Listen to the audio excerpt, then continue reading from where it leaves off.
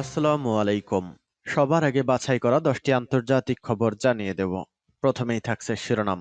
তবে তার আগে অনুরোধ থাকবে ভিডিওটিতে একটি লাইক দিবেন।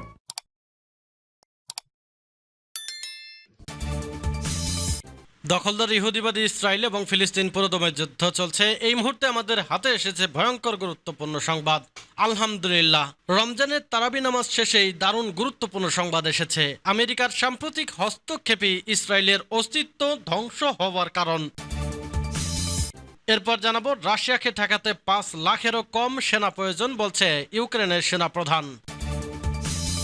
জানিয়ে দেব, ইসরায়েলি বিমান হামলায় হিজবুল্লাহ 6 সদস্য নিহত।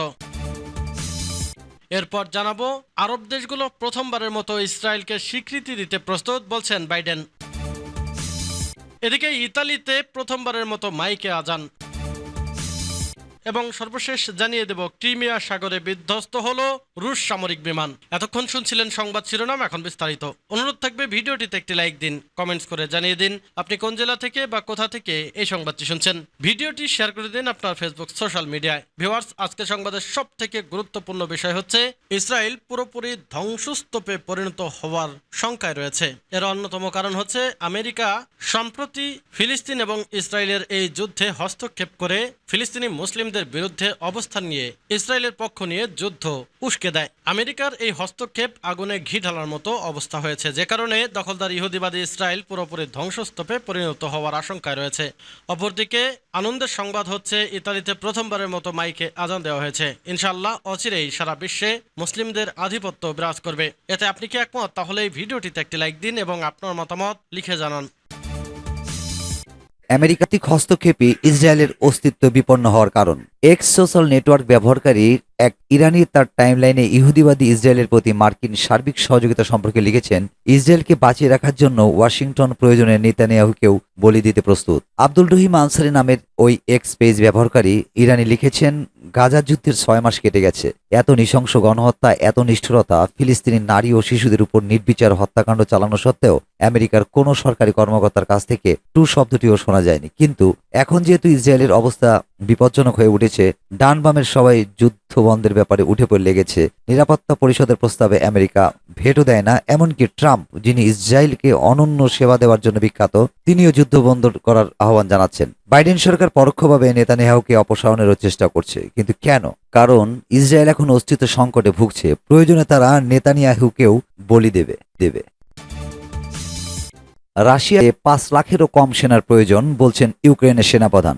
ইউক্রেনের শীর্ষ জেনারেল বলেছেন, প্রত্যাশার চেয়ে অর্থাৎ 5 লাখ কিয়েভের কম সেনা সমাবেশ করা দরকার। ইউক্রেনের commander in chief Alexander Syrskyi আরও বলেন, রুশ সেনাদের ঠেকাতে ইউক্রেনের সামরিক বাহিনীকে প্রাথমিকভাবে প্রত্যাশার চেয়ে কম লোক সমাবেশ করতে হবে। গত বছরের ডিসেম্বরে ইউক্রেনের প্রেসিডেন্ট ভ্লাদিমির জেলেনস্কি বলেছিলেন, তার সামরিক বাহিনী আরও 5 লাখ ইউক্রেনীয়কে সশস্ত্র বাহিনীতে মোতায়েন করার প্রস্তাব দিয়েছে। গত মাসে নিয়োগ পাওয়া সিরস্কি ইউক্রেনের গণমাধ্যমকে দেওয়া এক সাক্ষাৎকারে বলেন, পর্যালোচনার পর এই সংখ্যা উল্লেখযোগ্য হারে হ্রাস করা হয়েছে, তবে তিনি নতুন সংখ্যার পরিমাণ উল্লেখ করেননি। সিরস্কি আরও বলেন, নন কমব্যাট ইউনিটগুলোর একটি নিরীক্ষা সামরিক পরিকল্পনাকারীদের হাজার হাজার পরিষেবা সদস্যকে ফ্রন্টে পাঠানোর অনুমতি দিয়েছে এবং কিয়েভের প্রতিরক্ষা প্রচেষ্টায় যুদ্ধ সহায়তার ভূমিকা সমানভাবে গুরুত্বপূর্ণ আছে। রুশ হানাদারদের বিরুদ্ধে আমরা যে যুদ্ধ করতে বাধ্য হচ্ছি তা ক্ষয়ক্ষতির যুদ্ধ, রসদের যুদ্ধ। তাই রিয়ার ইউনিটের কার্যকারিতার গুরুত্বকে খাটো করে দেখা যায় না। ইসরায়েল হিজবুল্লাহর 6 সদস্য নিহত।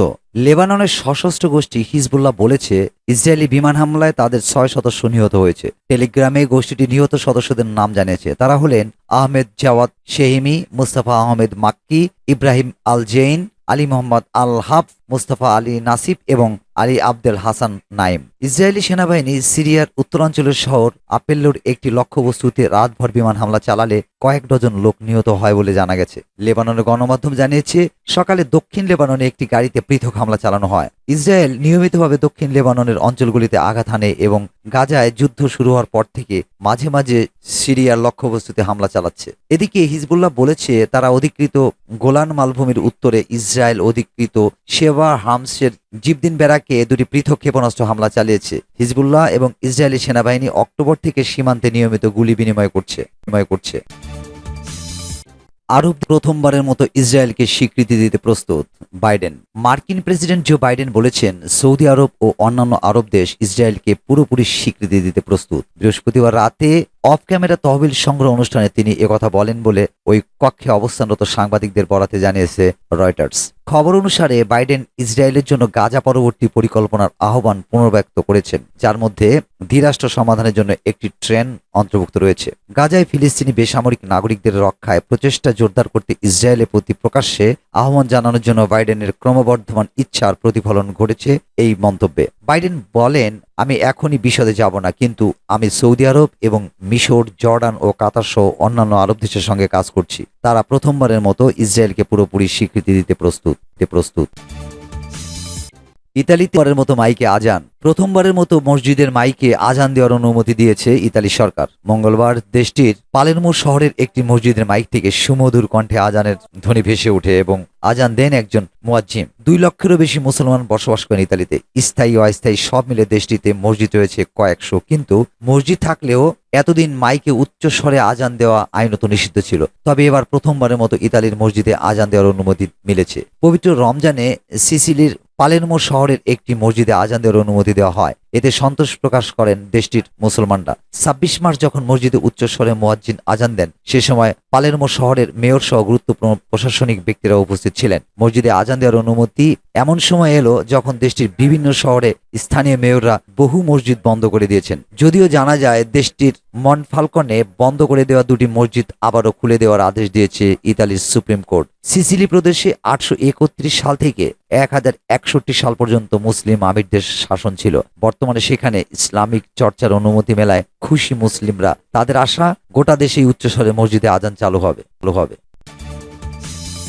ক্রিমিয়া সস্ত হল রুশ সামরিক বিমান। অধিকৃত ক্রিমিয়া উপদ্বীপের সাগরে বিধ্বস্ত হয়েছে একটি রুশ সামরিক বিমান। বৃহস্পতিবার 28 মার্চ ক্রিমিয়ার সেভাস্তোপল শহরের মস্কোপন্থী গভর্নর এ তথ্য নিশ্চিত করেছেন। মেসেজিং অ্যাপ টেলিগ্রামে দেওয়া এক বার্তায় গভর্নর মিখাইল রাজবোজিয়ায় বলেন, ক্রিমিয়া সাগরে একটি সামরিক বিমান বিধ্বস্ত হয়েছে, তবে বিধ্বস্ত হওয়ার কোনো কারণ তিনি উল্লেখ করেননি। সামাজিক যোগাযোগ মাধ্যম আশা ফুটেজে একটি বিমানকে নিচের দিকে পড়তে দেখা যায়, পরন্তু বিমানটিতে আগুনের শিখা দেখা গেছে। উল্লেখ্য, রাশিয়ার কৃষ্ণ সাগর নৌবহরের সদর দপ্তর সেভাস্তোপল। এটি ক্রিমিয়ার দক্ষিণ প্রান্তে অবস্থিত। ইউক্রেনীয় উপদ্বীপ ক্রিমিয়া 2014 সালে দখল করেছিল রাশিয়া। সূত্র রয়টার্স।